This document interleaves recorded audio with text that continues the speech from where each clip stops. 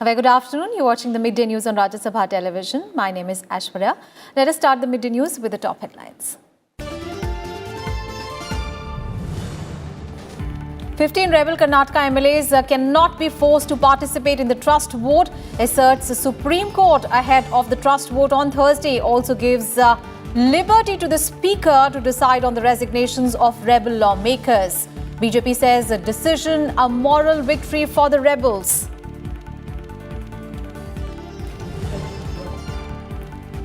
International Court of Justice to deliver a verdict on KULBHUSHAN JADHAV's case today. India fighting for consular access and his release from death row in Pakistan.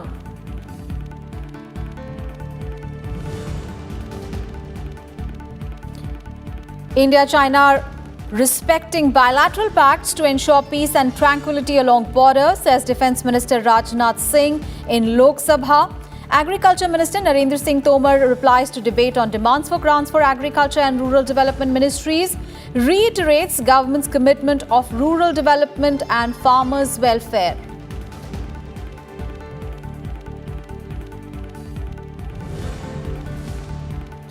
Rajya Sabha to take up the National Investigation Agency Amendment Bill 2019 for consideration and passing, calling attention motion on malnutrition among women and children, also in today's business.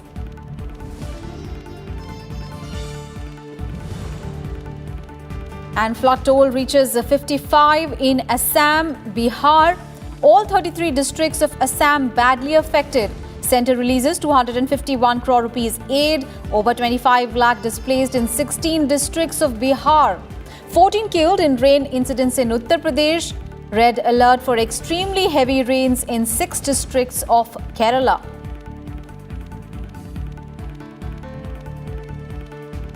The biggest story this afternoon in a big jolt to the Kumaraswamy government ahead of the trust vote that is scheduled for Thursday. The Supreme Court today said that 15 rebel Congress JDS MLAs could not be forced to take part in the trust vote. However, the court also gave liberty to Speaker K.R. Ramesh to decide on the resignations of the MLAs, saying that there was no deadline for him to take a call on the issue. The bench also said that the Speaker's decision in the resignation issue of the 15 MLAs should not be, lettered by the court's directions or observations, and he should be free to decide on the issue. The bench, while pronouncing the order, said that it was necessary to maintain the constitutional balance in the matter. The court said that other issues raised in the matter would be decided at a later stage. Remember, 15 rebel Congress JDS MLAs in a petition were seeking direction to the Speaker, K.R. Ramesh Kumar, to accept their resignations. And welcoming the Supreme Court's order, Speaker K.R. Ramesh Kumar said that he will act in accordance with the Constitution. Today, judgment has been pronounced by the Supreme Court by a bench headed by the Chief Justice of India. The court has said two important things. One, that the matter will be fully thrashed out at a later date. But in view of the trust vote which is kept for tomorrow, the court has issued two directions. One, that the MLAs will not be compelled to attend the House tomorrow. All 15 are given the liberty that they may go to the House or they may not go to the House tomorrow. They cannot be compelled. Therefore, the whip issued against them, purportedly a 3-line whip asking them to attend, is not operative in view of the judgment of the Supreme Court. Second, the Speaker has been given time to decide the resignation as and when he wants to decide. Meanwhile, the BJP has welcomed the Apex Court's decision. BJP leader B.S. Yediyurappa has said that it was a moral victory for the rebel MLAs. Supreme Court has given very good verdict. All 15 MLAs, those who are resigned, they can't issue any whip, and there is no condition to attend the Vidhan Sabha. That means Kumaraswamy lost his mandate. Tomorrow is going to move confidence motion. When there is no majority, automatically he must resign tomorrow. I welcome the Supreme Court decision. It is the victory of constitution and democracy. All right, let's get a perspective. Our colleague Ravindra Singh Shuran is now joining us on the phone line for more details. Ravindra, very important ruling by the Supreme Court ahead of the trust vote tomorrow, saying that the Karnataka Speaker is free to decide on the status of the rebel lawmakers, and also saying that rebel lawmakers should not be compelled to participate in the proceedings of the State Assembly. What more details you have about the court's ruling, and ahead of the trust vote tomorrow, how crucial is this decision? Yeah, that's right, Ashwarya. Good afternoon. It is one of the very important decision which the Supreme Court has delivered today. The Karnataka the Legislative Assembly, which will witness the trust motion tomorrow in the House. Today, the Supreme Court has reiterated the well-established law that the 15 rebel MLAs cannot be compelled to attend the proceedings of the House, and they cannot be asked to vote in favor or and they have all the rights to decide on their own. The other important thing which the Supreme Court has highlighted is that the Speaker can't also be compelled to take the decision on the resignation of the MLAs, and the Speaker is free to take his decision on his own. But it should be not in.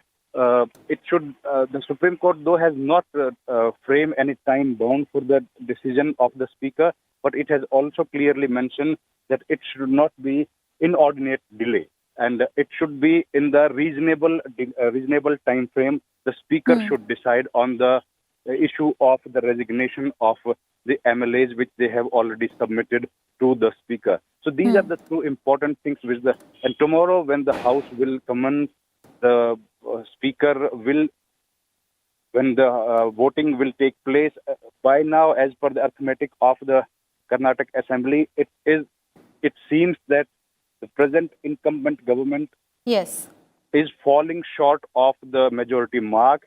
It seems that today's decision will hamper the prospects of the present government, and if the voting takes place tomorrow, in that case, the present dispensation led by H.D. Kumaraswamy may fall flat, and the government may fall.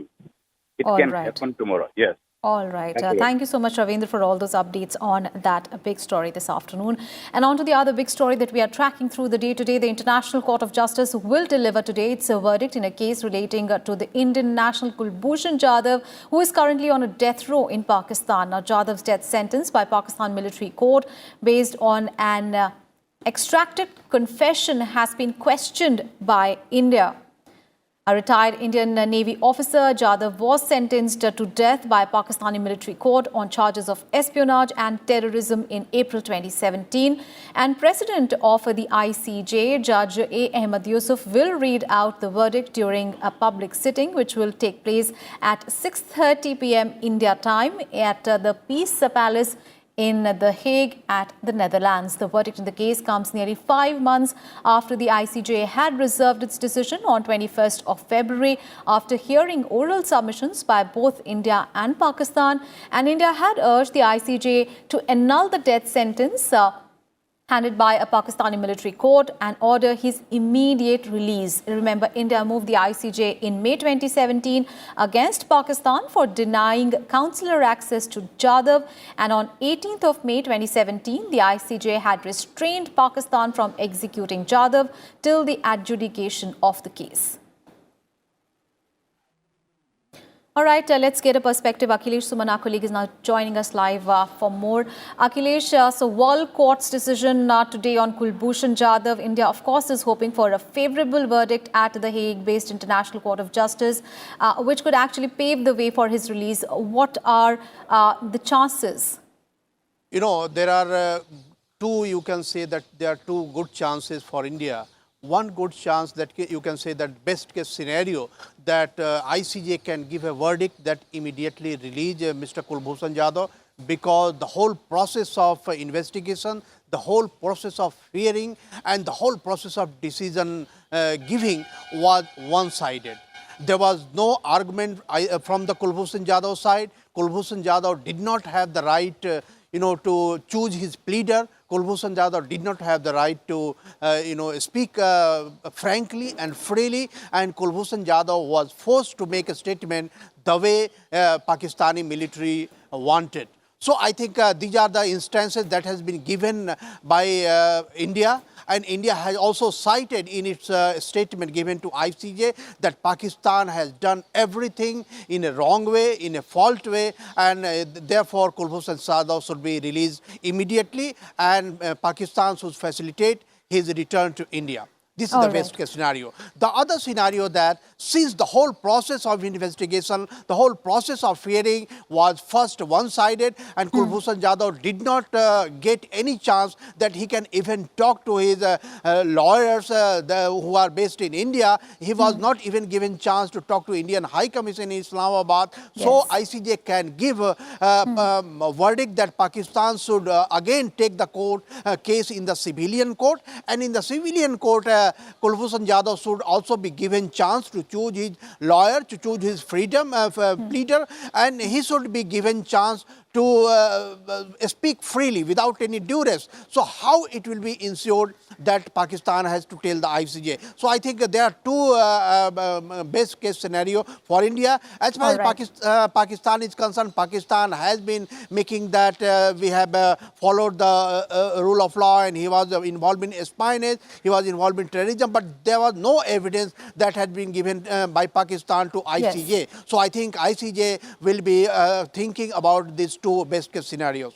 All right, Akhilesh, stay with us. We'll just come back to you. And let's now talk about the budget session of Parliament. Well, as soon as the Rajya Sabha met for the day today, papers were laid on the table of the House by various ministers, and during 0 hour, several matters of public importance were raised.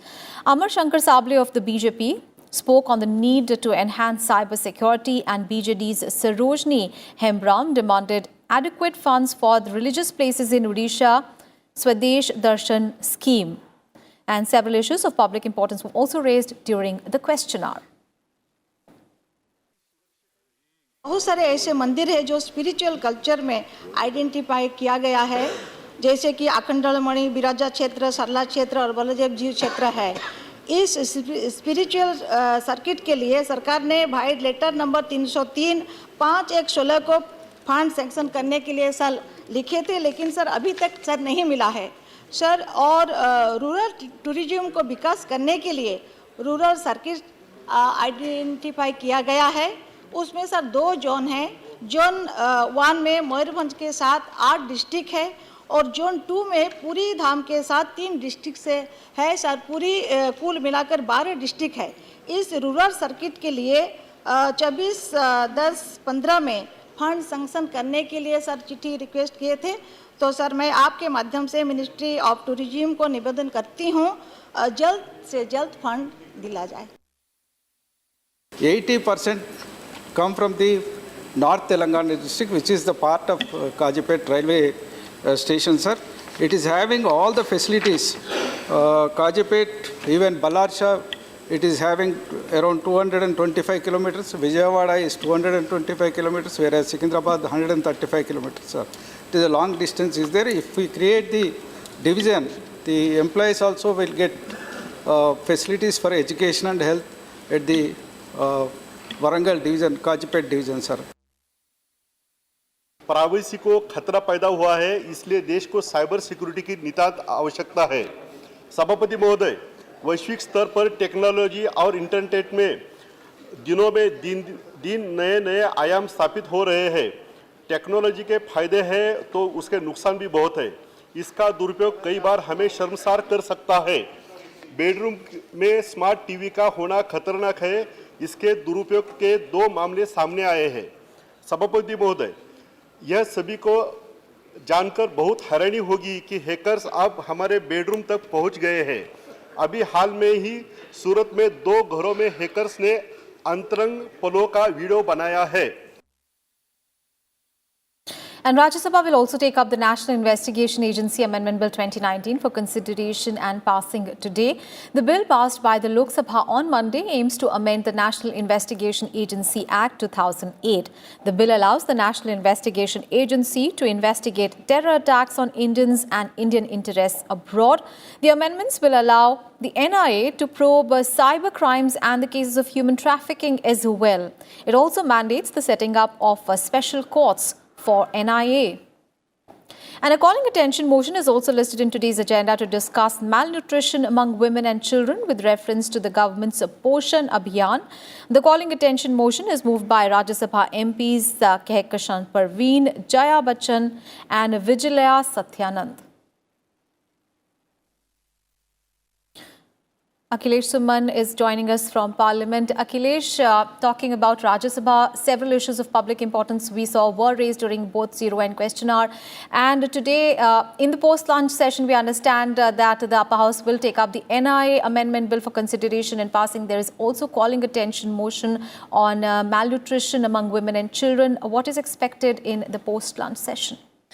I think that the way first half has gone, post-lunch period is also going to be going in the same, constructive way, because when House runs, it is a testing time for everyone. It is a general proverb in Parliament among the media persons, because when House runs, the parliamentarians are also very eager to ask questions, and it is also a test for them that how weakly they can, make it precise so that the government can hear and he can pursue the chairman to give him time. Other than that, Parliament, the ministers are also having testing time. So today we saw that in the first half, various questions and various issues were floated on the floor of the House. So if we go in the continuity, I think that the second half will also go in the same way, because the NIA bill has already been passed in Lok Sabha. Yes. And it was almost unanimity in the Lok Sabha, barring I think 9 or 10 members who voted against, but they had their legitimate logics. So in that way, in Rajya Sabha also you may have a very good discussion on NIA issue, because the way terrorism is expanding its wings in different sectors. It is trying to attract youth from in different ways, and it is also correlating itself, connecting itself with the different type of local crimes. So yes. I think NIA bill is going to be discussed threadbare in Rajya Sabha, and given the fact expertise of Rajya Sabha, people from different sectors come and discuss issues in Rajya Sabha. So I think it will be very constructive time. Other than that, Right, Akhilesh, we'll just come back to you, because we also need to discuss about Lok Sabha. Well, Union Minister Narendra Singh Tomar replied to the debate on demand for grants for agriculture and rural development ministries in Lok Sabha, and reiterating a government's commitment of rural development and farmers' welfare. Tomar said that the government has allotted sufficient funds for the development of the agrarian society. कुल मिला के पूर्व के 6 साल और इन 6 सालों में 2,63,275.13 करोड़ रुपए की वृद्धि है, जो 74% वृद्धि होती है। और इस दृष्टि से ग्रामीण विकास के बजट में किसी भी प्रकार का सरकार को संकोच नहीं है। हर हेड में पर्याप्त पैसा मिल रहा है और पर्याप्त काम करने की हम कोशिश कर रहे हैं। अनुदान मांगों के विषय में सदन की जो समय सीमा है, एक सीमा तक बढ़ाई जाने का ही रिकॉर्ड रहा है, लेकिन जब आप अध्यक्ष हैं तो आप कृषि और ग्रामीण जनजीवन को समझते हैं, नए सदस्यों के भावनाओं को भी समझते हैं, विषय की गंभीरता को भी समझते हैं। इन सब को ध्यान में रखते हुए आपने कल 12 बजे तक सदन को चलाने की सीमा बढ़ाई। आप स्वयं रात में 12 बजे तक उपस्थित रहे और सचिवालय के सभी कर्मचारी इसमें योगदान करते रहे। मैं आपका भी और सभी सचिवालय के अधिकारी कर्मचारियों का भी हृदय से आभार व्यक्त करता हूं।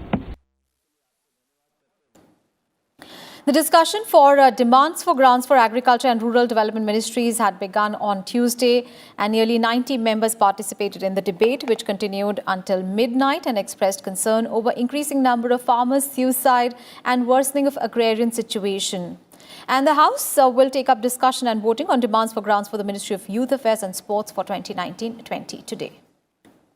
Apart from that, in the Lok Sabha today, submission on the vote of the House of outstanding demands for grants of the Union Budget for 2019-20 is also slated. The Lok Sabha will also take up Appropriation Bill number 2 for introduction, consideration and passing if a voting for demands for grants concludes. Union Minister Nirmala Sitharaman will introduce the bill to authorize payment and appropriation of certain sums from and out of the Consolidated Fund of India for the financial year 2019-20. And Defence Minister Rajnath Singh in Lok Sabha today said that infrastructure like roads, railway lines and airfields are being developed along the Indo-China border to ensure the sovereignty and security of the nation. Singh was responding to a question raised by the Leader of Congress in the House, Adhir Ranjan Chaudhary. Let's take a listen. इस शिखर वार्ता के बाद दोनों देशों ने अपनी अपनी सेनाओं को स्ट्रेटेजिक गाइडेंस भी जारी किए हैं ताकि दोनों देशों की सीमाओं पर बेहतर संवाद और संवाद के साथ साथ विश्वास भी कायम हो सके तथा बॉर्डर अफेयर्स का मैनेजमेंट ज्यादा से ज्यादा बेहतर हो सके। अध्यक्ष महोदय, भारत सरकार देश की सुरक्षा की आवश्यकताओं के बारे में पूरी तरह से जागरूक है। मैं इस सदन में आश्वस्त करना चाहता हूं तथा समय समय पर इसकी हम लोग समीक्षा भी करते रहते हैं और उचित निर्णय भी लेते रहते हैं। भारत चीन सीमा पर इंफ्रास्ट्रक्चर जैसे सड़क, टनल, रेलवे लाइन और एयरफील्ड्स को भी डेवलप किया जा रहा है जिससे कि देश की अखंडता, सुरक्षा को सुनिश्चित रखा जा सके। All right, let's go back to Akhilesh Suman. Akhilesh, talking about Lok Sabha, we are witnessing how the lower house has also been functioning really well, very productive sessions we are witnessing. And in the post-lunch session, we understand the House will take up the discussion and voting on demands for grants for the Ministry of Youth Affairs and Sports.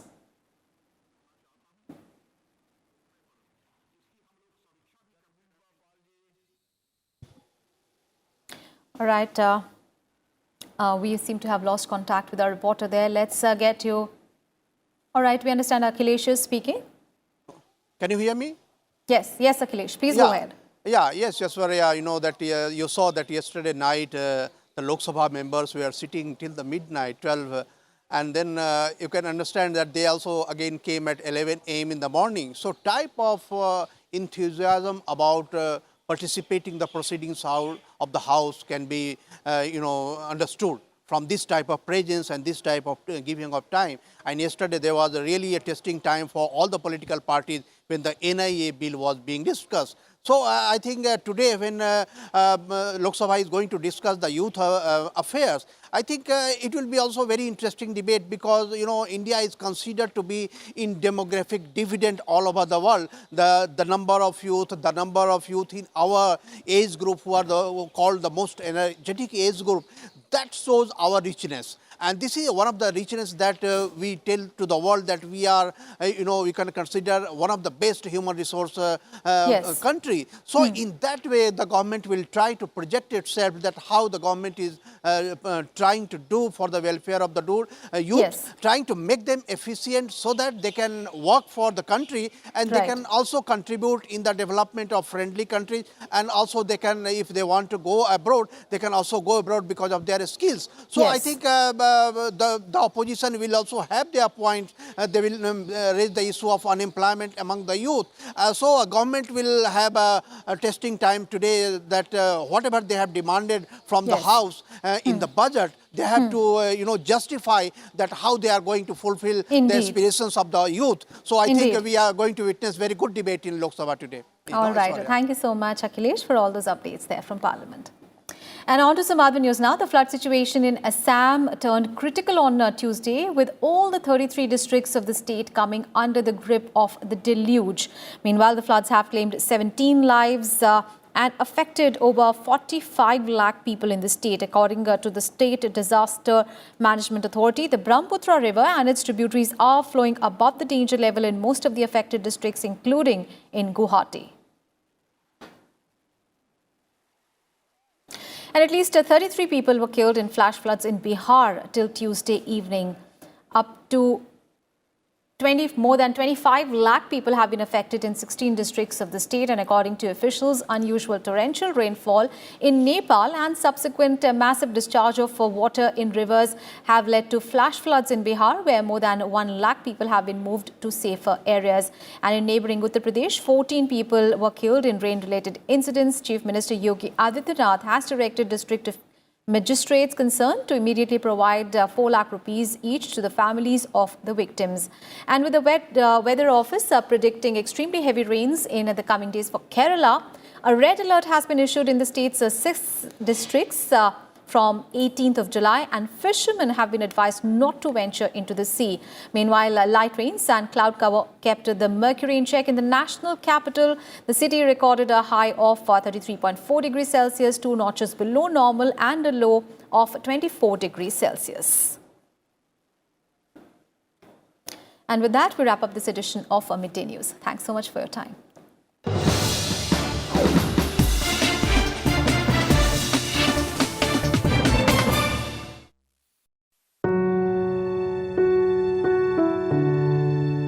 The power of the structure is glorious.